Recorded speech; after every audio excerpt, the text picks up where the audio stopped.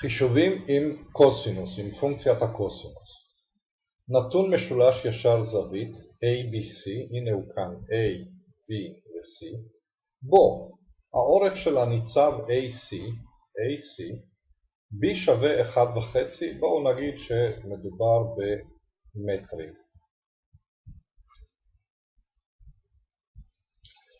האורך של היתר, AB, נזכור שהיתר הוא הצלע שעומדת מול הזווית הישרה. C שווה 2, שוב, מטרים. נרשום לעצמנו, C שווה 2 ו-B שווה 1.5.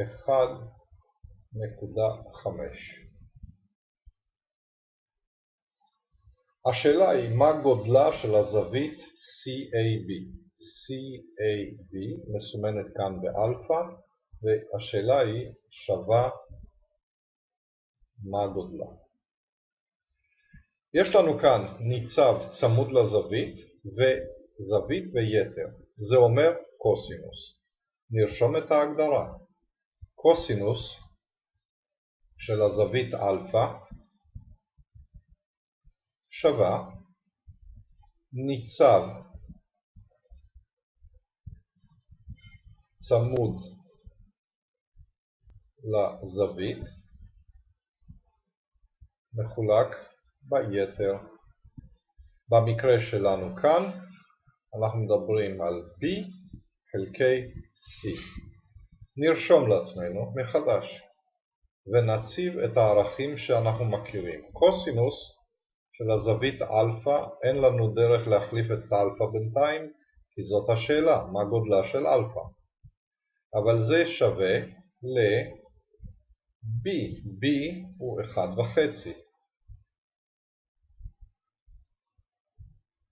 ו-C הוא 2, נרשום 2. זה שווה ל-0.75. במקרה הזה אנחנו רוצים לדעת עבור איזו זווית קוסינוס של הזווית הזאת שווה ל-0.75. פשוט נשתמש בפונקציית קוסינוס במינוס 1. קוסינוס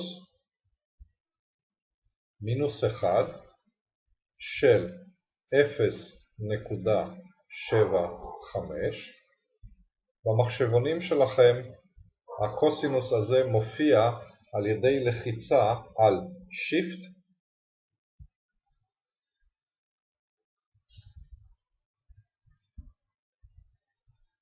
קוסינוס,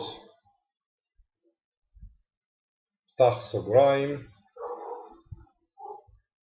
0.75, סגור סוגריים, לחיצה על שווה.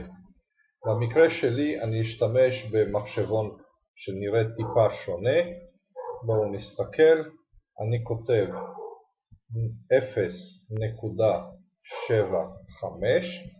ואני משתמש ב-INV שהופך את הקוסינוס, הנה רואים אותו כאן, קוסינוס במינוס 1.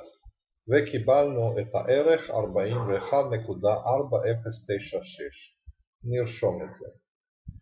זה שווה ל-41.4096, וכמובן צריך לזכור לרשום מעלות. מכאן אנחנו יכולים לרשום את התוצאה. אלפא, הזווית המבוקשת, שווה ל-41.496 מעלות. זאת התשובה המבוקשת בשאלה הזאת, והרי פתרנו אותה בקלות רבה על ידי שימוש בהגדרה של הקוסינוס, הצבה של הערכים הידועים, וזיהוי שאנחנו זקוקים לפונקציה המינוס 1, קוסינוס במינוס 1. פתרנו, הידד.